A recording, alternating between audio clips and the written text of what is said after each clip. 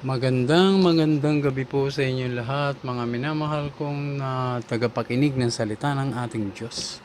Sa lahat po na nagmamahal sa ating Diyos at sumusunod, lahat po na may gustong magbahagi o sumunod po sa ating Diyos. Pagpalain po kayo ng Diyos na nasa langit sa pangalan ni Jesus. Pag-uusapan, episode 12 na po tayo. Ang panghuling salot na mangkok na puot ng Diyos. So ito po ang ating topic. So bago po yan, tayo po ay sandaling mananalangin sa ating Diyos. Ama naming Diyos na nasa langit. Narito po ang iyong lingkod. Papakumbaba sa harapan mo. Humihingi po kami ng kapatawaran sa lahat ng aming mga nagawang kasalanan. Dalangin ko po, Panginoon, pagpalain mo, Diyos, sa lahat na makikinig ng iyong banal na salita. Na ilalabas ko lamang po ang katotohanan upang magkaroon po sila ng takot sa iyo, malaman nila na ikaw nga ang Diyos na siyang tumawag sa amin. Ikaw ang Diyos noon, ngayon at magpakailanman na hindi nagbabago. Ang Diyos ni Abraham, Isaac at ni Jacob. Ang gumagawa ng mga himala. Ang dakila at makapangyarihang Diyos. Ang banal na Diyos ng Israel na dapat igalang habang kami nabubuhay. Lalo sa ikapitong araw, ito po ay para sa iyo, Diyos. Isa po ito sa 10 utos na dapat naming sundin.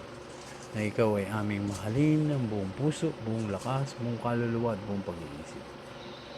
Patuloy mong buksan ang aming spiritual na pag-iisip, Panginoon. Pagpalain mo, Diyos, ang araw na ito. Dalangin ko po, Panginoon, na tulungan mo kami, Panginoon, na ipaunawa mo sa amin ang banal mong salita. At patuloy na tumimo sa aming mga puso at isipan. Salamat po sa pagmamahal mo sa amin, sa pagtugon mo sa aming mga panalangin, sa pagpapatawad mo sa aming mga kasalanan. Salamat po, Ama, na nasa langit, sa makapangyarihang pangalan ni Jesus. Amen.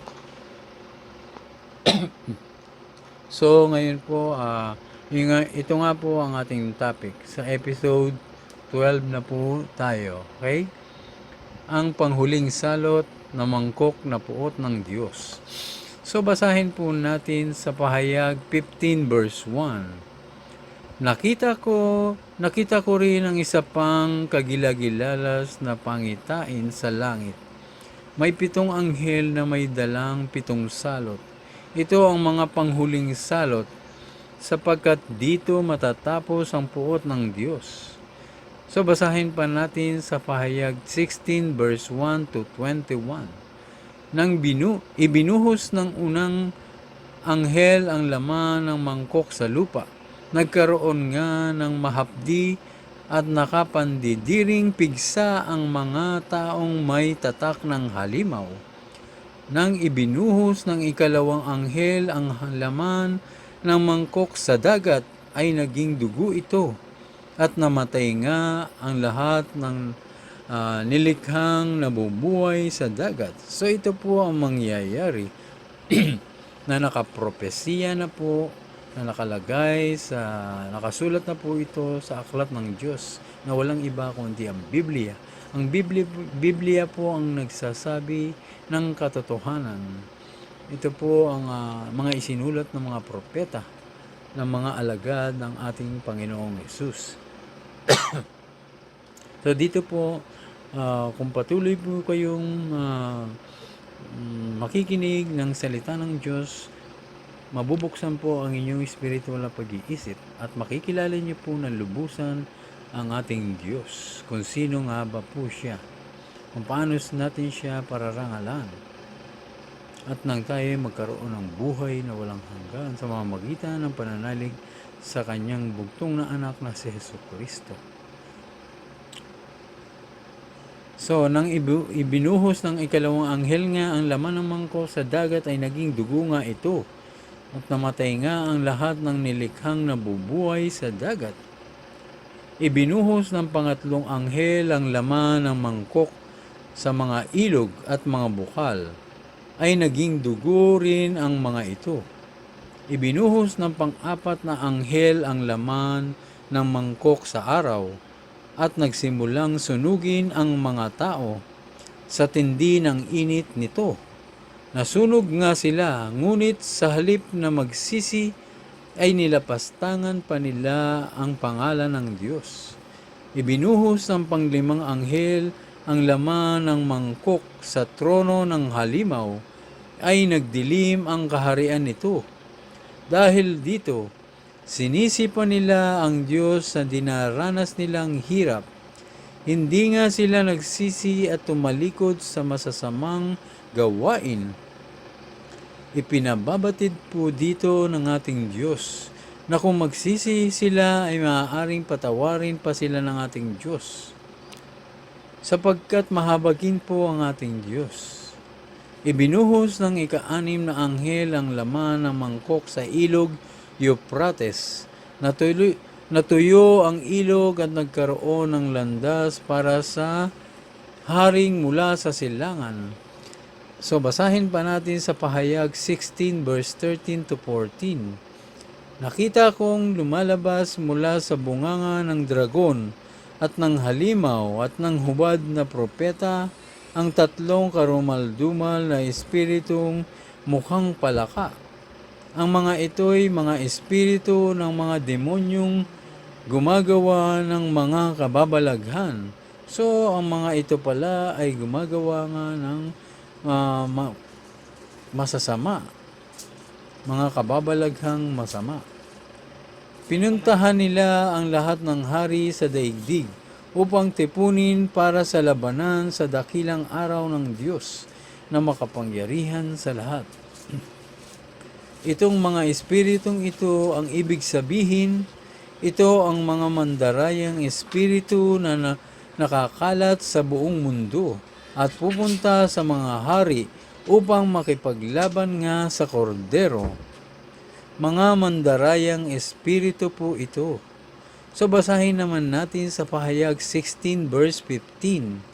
Makinig kayo, ako'y darating na parang magnanakaw, mapalad ang mananatiling gising at nakabihis na. Hindi siya lalakad na hubad at di mapapahiya sa harap ng mga tao. So ang ipinababatid po dito ng Panginoong Hesus, siya po ay darating na parang magnanakaw na walang nakakaalam kung kailan at mapalad nga ang nananatiling gising. So ibig sabihin nito ay nananalig kay Hesus, gumagawa po ng kalooban ng ating Diyos at gumagawa ng mabubuti. At sa Pahayag 16 verse 16 to 21, basahin po natin. Ibinuhos ng ika-7 anghel ang laman ng hawak niyang mangkok sa himpapawid, at may nagsalita ng malakas mula sa tronong nasa templo, naganap na, kumidlat, kumulog, at lumindol ng napakalakas. Ito ang pinakamalakas na lindol sa buong kasaysayan ng sangkatauhan. Nahati sa 3 bahagi ang malaking lungsod at nawasak ang lahat ng lungsod sa buong daigdig. So grabe ang mangyayaring ito. Biruin mo, nahati sa 3 bahagi ang malaking lungsod at nawasak ang lahat ng lungsod sa buong daigdig. Simula ng likhain ng sanlibutan ay hindi pa nangyayari po ito.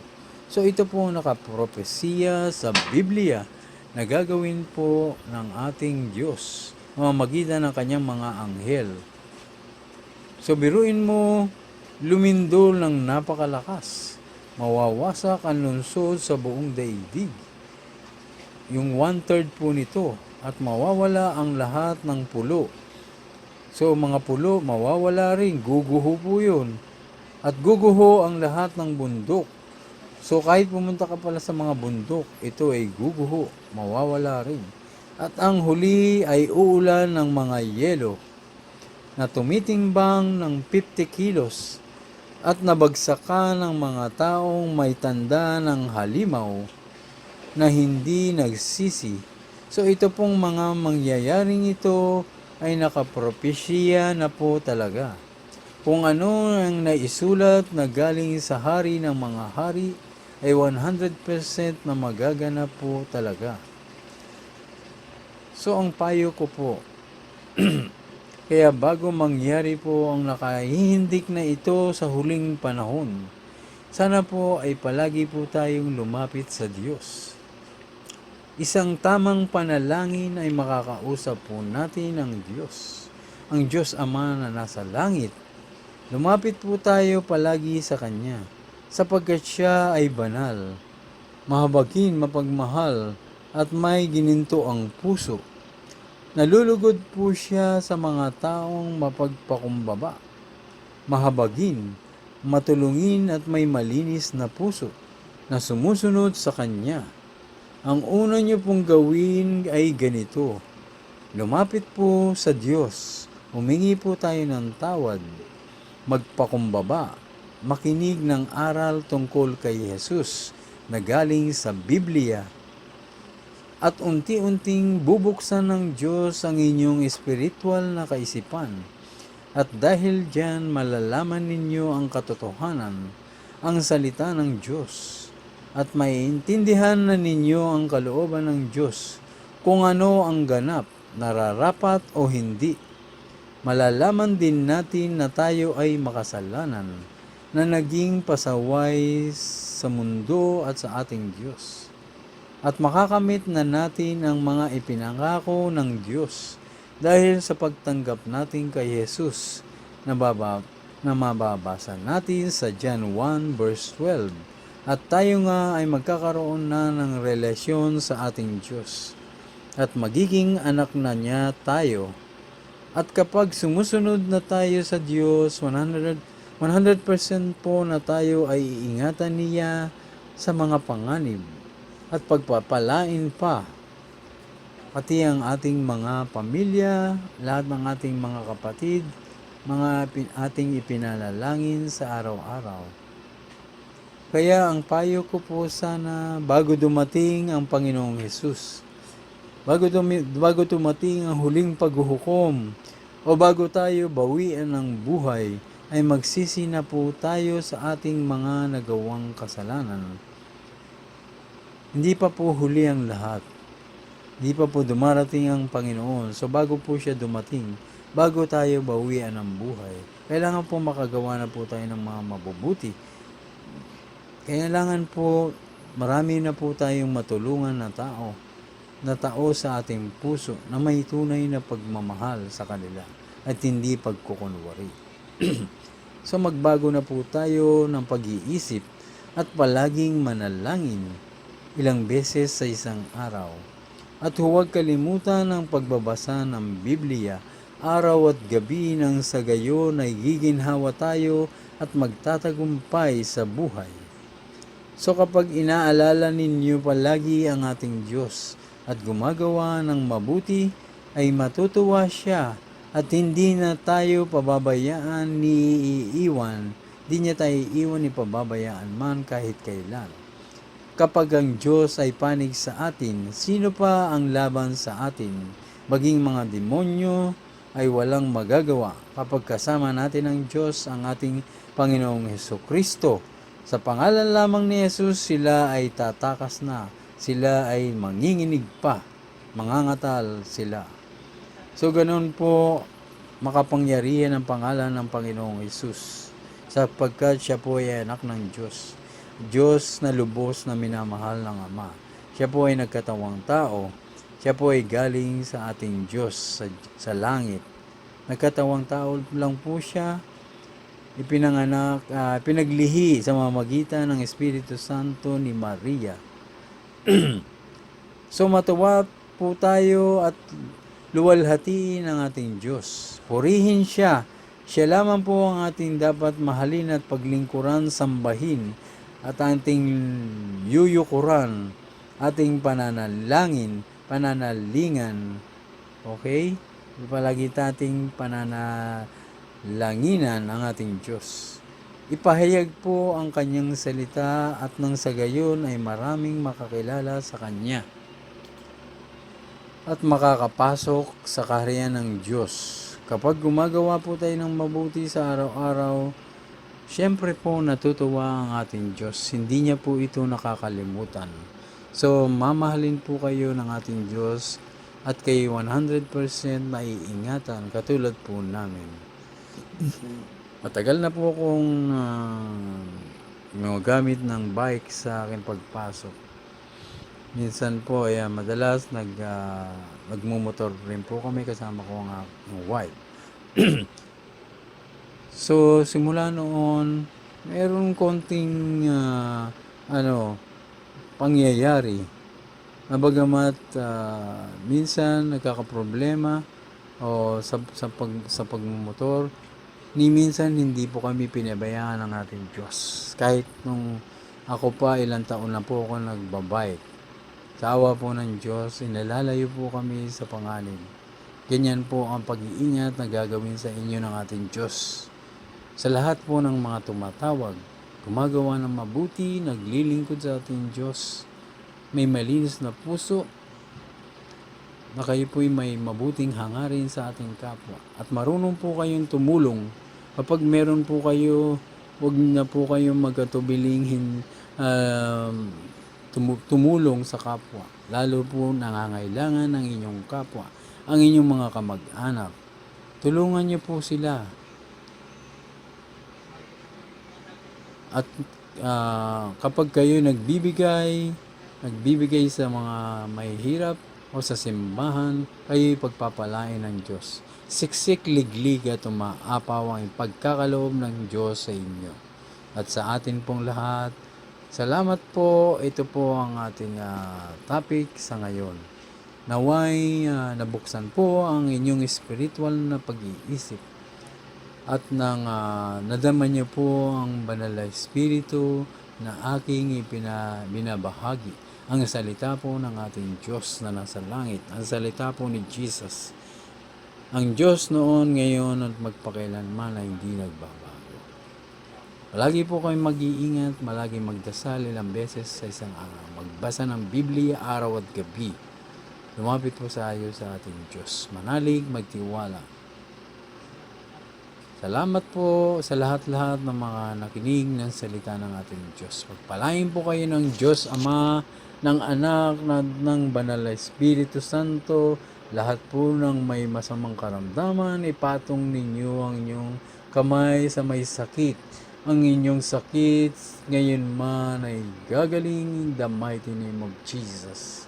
Ano mang inyong masamang karamdaman, cancer man yan, o kahit anong cancer, sakit sa bato, sakit sa rayuma, pilay man, o tinaningan ka man ng buhay ng mga doktor, ikaw ay paggagaling. Walang imposible sa ating Diyos. Sa mga lahat ng nananalig sa Panginoong Jesus, siya po ang the great healer. Salamat po Ama na nasa langit at pinagaling mo na ang mga may masamang karamdaman, mga may high blood diabetes. The mighty name of Jesus. Amen. God bless. Palagi po kayo mag-iingat.